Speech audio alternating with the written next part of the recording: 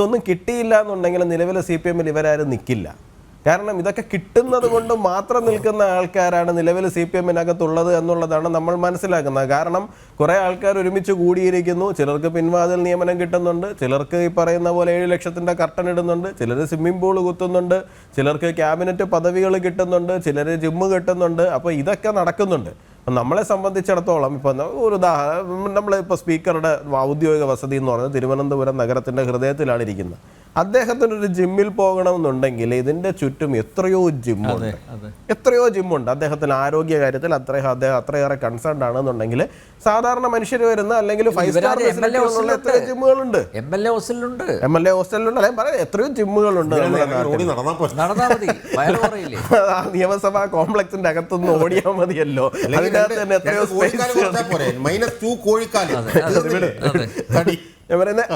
പക്ഷെ ഇതെല്ലാം അവരാഗ്രഹിക്കുന്ന കാര്യങ്ങൾ അവരുടെ വിരൽ തുമ്പിൽ അവരുടെ കൈവെള്ളയ്ക്കകത്ത് എത്തുന്നത് കൊണ്ട് മാത്രമാണ് ഇന്ന് ശരിക്കും പറഞ്ഞു കഴിഞ്ഞാൽ CPM-നകത്ത് ആൾ നിൽക്കുന്നത്. അടി മുതൽ മുടി വരെ അങ്ങനെയുള്ള ഒരു സാഹചര്യത്തിലേക്ക് ആ പ്രസ്ഥാനം പോയി കഴിഞ്ഞു, അല്ലെങ്കിൽ ആ പാർട്ടി ഇന്ന് കേരളത്തിൽ ആ ഒരു സാഹചര്യത്തിലേക്ക് പോയി കഴിഞ്ഞു എന്നുള്ളതാണ് നമ്മൾ മനസ്സിലാക്കുന്നത്. അപ്പോൾ അവരുടെ പ്രയോറിറ്റി അനുസരിച്ച് തന്നെയാണ് അവർ കാര്യം നടത്തുന്നത്. ഇതല്ല അവരുടെ പ്രയോറിറ്റി നമുക്ക് തോന്നുന്ന പ്രയോറിറ്റിയാണ്. എന്താണ് ഈ പറയുന്ന പോലെ വിദ്യാഭ്യാസ മേഖലയിൽ പൈസ സ്പെൻഡ് ചെയ്യേണ്ടത്, കുട്ടികളുടെ പരീക്ഷ നടത്തിപ്പിനല്ലേ പൈസ സ്പെൻഡ് ചെയ്യേണ്ടതെന്നുള്ള നമുക്ക് തോന്നുന്ന പ്രയോറിറ്റിയാണ്. അവരുടെ പ്രയോറിറ്റി അതല്ല. അവർ ഭരണത്തിൽ കയറിയിരിക്കുന്നത് ഇതുപോലെ തിന്ന് ചീർക്കാൻ വേണ്ടിയിട്ടാണ് അവർ ഭരണത്തിൽ കയറിയിരിക്കുന്നത്. ഇപ്പോൾ KM എബ്രഹാം എന്ന് പറയുന്ന മനുഷ്യനോട് എനിക്ക് അതിയായ സഹതാപമാണുള്ളത്. അത് ഷാജഹാൻ സാർ പറഞ്ഞ വിഷയത്തിലല്ല, മറ്റൊരു വിഷയത്തിലാണ്. കാരണം എനിക്ക് മറ്റൊരു വ്യക്തിയാണ് ഇപ്പോൾ ഓർമ്മ വരുന്നത്. പിണറായി വിജയൻ ഇങ്ങനെ കൊണ്ട് നടന്ന് എല്ലാത്തിൻ്റെയും തലപ്പത്ത് നോക്കിക്കഴിഞ്ഞാൽ അദ്ദേഹമായിരുന്നു IT സെക്രട്ടറി, അദ്ദേഹമായിരുന്നു മുഖ്യമന്ത്രിയുടെ പ്രിൻസിപ്പൽ സെക്രട്ടറി, അദ്ദേഹമായിരുന്നു സയൻസ് ആ വിഷയത്തിലുള്ള അതിൻ്റെ തലപ്പത്തിരുന്ന് അദ്ദേഹമായിരുന്നു. അങ്ങനെ എല്ലാത്തിൻ്റെയും തലപ്പത്തിരുന്ന ഒരു മനുഷ്യൻ അവസാനം കാലങ്ങളോളം ഈ നിധി കാക്കുന്ന ഭൂതത്തിനെ പോലെ പിണറായി വിജയൻ നടത്തിയിരുന്ന, അല്ലെങ്കിൽ ഇത് പറയുന്ന തൈക്കണ്ടി കുടുംബം നടത്തിയിരുന്ന അഴിമതി, സ്വർണ്ണക്കടത്ത്, സകലമായ വിഷയങ്ങളുടെയും പാപം ഏറ്റെടുത്തുകൊണ്ട് ഞാനൊരാനയാണ്, അശ്വത്ഥാമാവാണ് എന്ന് പറഞ്ഞ് ജയിലിൽ പോയി കിടന്ന് ഗോതമ്പുണ്ട തിന്നുന്ന സാഹചര്യം ഉണ്ടായിരുന്നു. എനിക്ക് തോന്നുന്നത് ഈ പറയുന്ന പോലെ ശ്രീ KM എബ്രഹാം ഇപ്പം ഇങ്ങനെ ആവശ്യമില്ലാത്ത പദവികളൊക്കെ ഇങ്ങനെ ചോദിക്കാതെ തന്നെ, അല്ലെങ്കിൽ ചോദിച്ചു അദ്ദേഹത്തിന് ഇങ്ങനെ കിട്ടിക്കൊണ്ടേയിരിക്കുകയാണ്. വെറുതെ ഒരാൾക്ക് ഇങ്ങനെ കൊടുക്കില്ലല്ലോ പിണറായി വിജയനെ പോലൊരാൾ.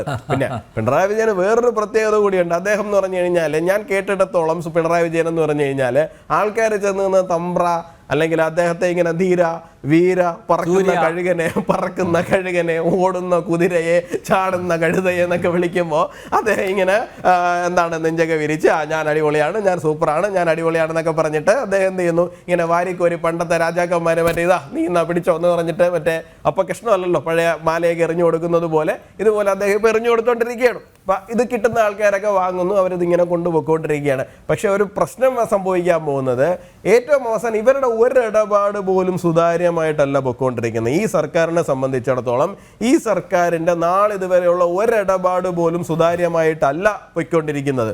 ഈ പറയുന്ന സകലത്തിൻ്റെയും തലപ്പത്തിരിക്കുന്ന ഇവരെല്ലാവരും കൂടി ഉണ്ടാക്കിക്കൊണ്ടിരിക്കുന്ന സാധനങ്ങളൊക്കെ ഒന്ന് നോക്കിയാൽ മതി.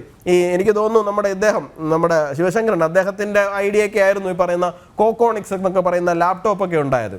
ഈ ലാപ്ടോപ്പ് ഇതുവരെ ഓണായിട്ടില്ല. ഈ കോക്കോണിക്സ് ലാപ്ടോപ്പ് വാങ്ങിച്ച ഒരാൾക്ക് ഞാൻ 1-2 പേരോട് ചോദിച്ചു, ഇതിനെങ്ങനെ സ്പീഡൊക്കെ ഉണ്ടോ? സ്പീഡുണ്ടോ എന്ന് അറിയണമെന്നുണ്ടെങ്കിൽ ഇതൊന്ന് ഓണാവണ്ടേ എന്നുള്ളതാണ്.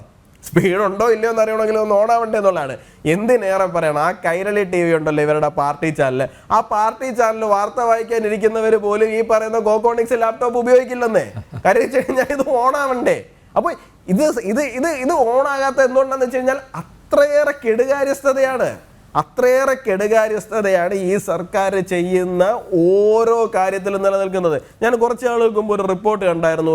നമ്മുടെ ഈ ഇലക്ട്രിക് ഓട്ടോ സർക്കാർ ഇറക്കിയതാണ്. ഇപ്പോൾ സർക്കാരിൻ്റെ ഈ പറയുന്ന വലിയ തള്ളൊക്കെ വിശ്വസിച്ച് വലിയ PR മഹാമഹം കഴിഞ്ഞപ്പോൾ എന്ത് പറ്റി, കുറേ ജനങ്ങൾ, പാവപ്പെട്ട ജനങ്ങൾ ഇതൊക്കെ വിശ്വസിച്ചു. അവർ ബാങ്കിൽ പോയി ലോൺ എടുത്തുകൊണ്ട് വന്ന് ഈ ഓട്ടോ വാങ്ങി.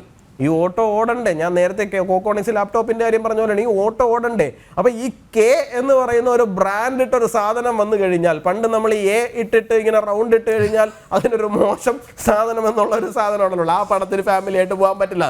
അതുപോലെയാണ് ഈ കെ ഇട്ട് കഴിഞ്ഞാൽ ആ സാധനത്തിന് എന്തോ ഒരു കുഴപ്പമുണ്ട് നമ്മുടെ നാട്ടിൽ എന്നുള്ളതാണ് ഇപ്പോൾ പൊതുവിൽ ജനങ്ങളുടെ ഇടയിൽ വന്നിരിക്കുന്ന സാധനം. അത് വാങ്ങിക്കഴിഞ്ഞാൽ നടക്കില്ല എന്ന് പറയുന്ന പോലെ, ഈ കുരങ്ങിന്റെ കയ്യിൽ പൊതിക്കാത്ത തേങ്ങ എടുത്തു കൊടുക്കുന്നത് പോലെയാണ് ഈ കെ വെച്ചുണ്ടാക്കിയിട്ടുള്ള സാധനങ്ങളുമായിട്ട് ജനങ്ങളുടെ ഇടയിലേക്ക് പോകുന്നത്.